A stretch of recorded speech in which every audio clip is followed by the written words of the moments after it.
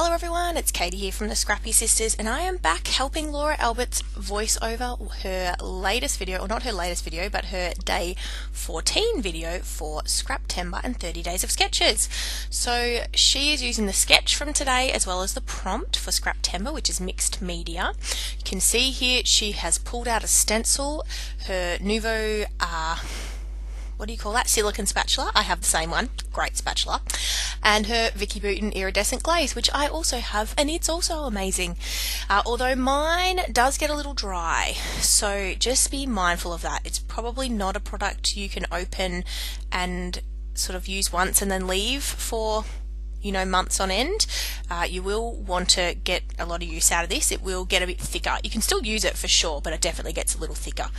Just, you know, by the by, hot tip from me. So you can see her adding her iridescent glaze there over her stencil. Now for today, Laura joins forces with me and my sister, who are the Scrappy Sisters here on YouTube, for Scraptember every year, and we have a lot of fun doing this series together. And this year we've combined forces with Christy from Christy's Beautiful Life for 30 Days of Sketches. Now this is a once-off. Christy doesn't usually run 30 Days of Sketches in the month of September, but she couldn't run it when she would normally, and she pushed it back to September, so we decided to join forces this year, and it's been a heap of fun. Our special guests today is Louise Turner, Melly Art and Angela Bartlett, and they will be linked in the description box down below, along with everyone else who's joining us for all month. There's lots of people, so go and check them out. Now Laura also, you saw there, she used the iridescent glaze, watered it down a tiny bit, and then used it for splatters as well, which is a great technique.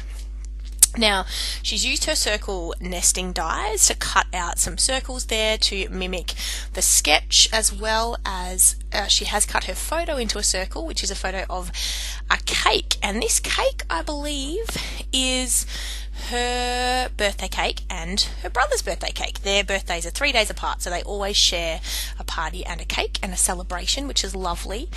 Now she has added, or she's using Echo Park's Magical Birthday Collection, so you can see here she's added a couple of paper strips, and she is going to back the circles that she's cut out with some of this pattern paper as well, a little bit like a cut file. If you had a cut file, you could definitely recreate this look. But the great thing is, if you don't have a cut file machine, which many people don't, a cutting machine I should say, then you can create this look as Laura has done so easily with dies.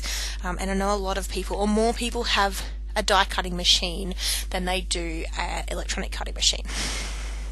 So this is great. Now I believe Laura is using her tonic glue pen, and the reason she's using that, which is not something she uses on a regular basis, is because it sticks better with mixed media, and obviously there's a lot of mixed media in the background with the iridescent glaze, so we want to make sure that everything is stuck down nicely. So you can see here she has added a couple of pattern papers behind those circles she's cut out of her nesting dies, and you can see her layering those up to create a really lovely pattern flow of the patterns, and sort of she's got the 5 circles there going down the page, which looks great. So she's thinking about adding a few bits and pieces now from the sticker sheet. So she's got this scallop border piece that she's going to add in the middle there, and using the other strips of paper that she's already added to create a little bit of a base, I suppose, to hold the weight of the layout. Again, I'm probably not describing this as Laura would, but this is my interpretation of her layout. And I think certainly those pattern paper strips in the middle give the layout something to anchor on. The mixed media does a similar thing as well, but because she's got those circles, you know, and it's quite a heavy layout in the middle there, those paper strips just help kind of give it a place to rest on the page.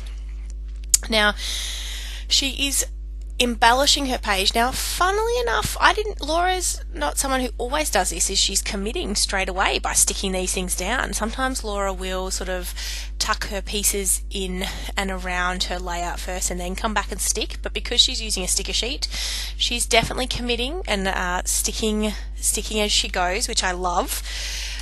And you can see there she's pulling off a few bits and pieces that obviously she knows she wants to use and wants to end up on the page. She's not quite ready to add them yet. They look to me to be more of those scattering pieces that she will include at the end, but she's making sure she remembers to use them by adding them to her silicone craft mat there, so she'll be able to add them when she's ready, which is also a great technique. If there's something on your sticker sheet you know you want to use but you're not quite ready for it, it's a great way to remind yourself, I want to use these.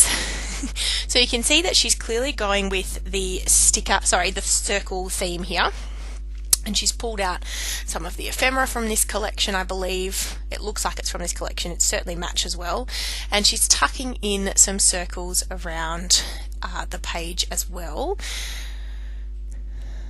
So she's definitely got a large cluster sort of there where she's put that word strip and the cake ephemera, which is beside the photo. But I'm not sure yet that I would necessarily say she's creating large clusters around her layout either. She's definitely adding a lots of little bits and pieces that she's tucking around, and again the circle theme to go with the circles that she's got, and also the sketch.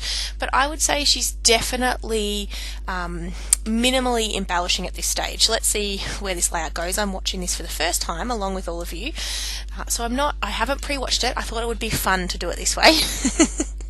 But I'm definitely excited to see where it goes. I'm loving the colours in this collection, Laura, this magical birthday collection. It's beautiful. And it's a lovely story to tell that you and your brother share a party and a cake every year. It looks to be a homemade cake too. Looks delicious.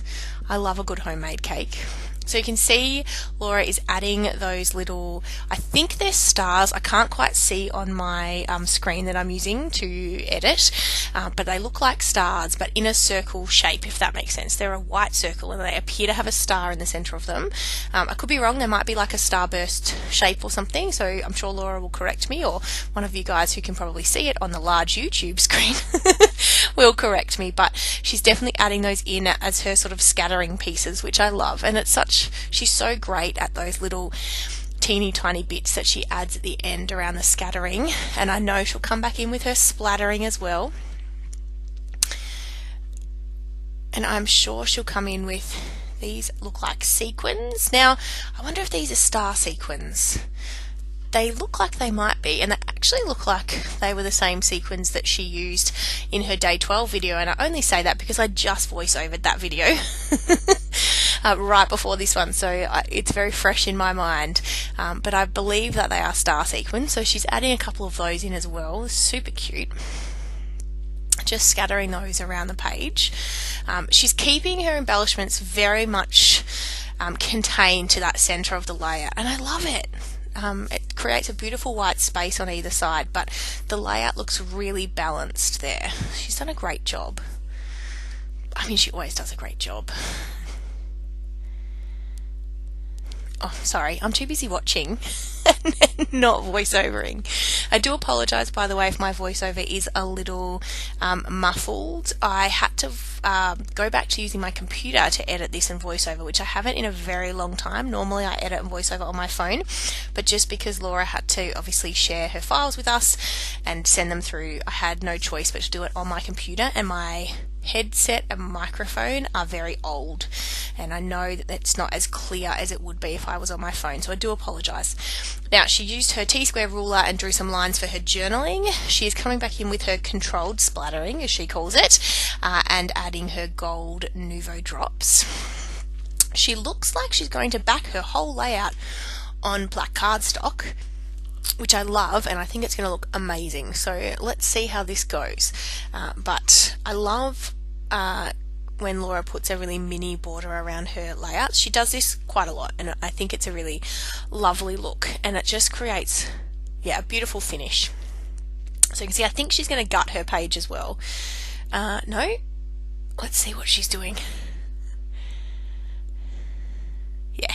Going to gut her page. So it must have had a branding strip, so she's cut it down to 12 by 12, and now she's going to gut the center of it, which I do as well if I'm using cardstock, because I often use cardstock to mat my photos, so I often will gut the inside.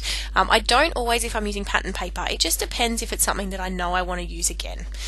So you can see she's added that beautiful black border, and she's so great at making it so even. And then she's finishing off with Heidi Swap Colour Shine in gold, and I think that's it. You will see some close-ups now.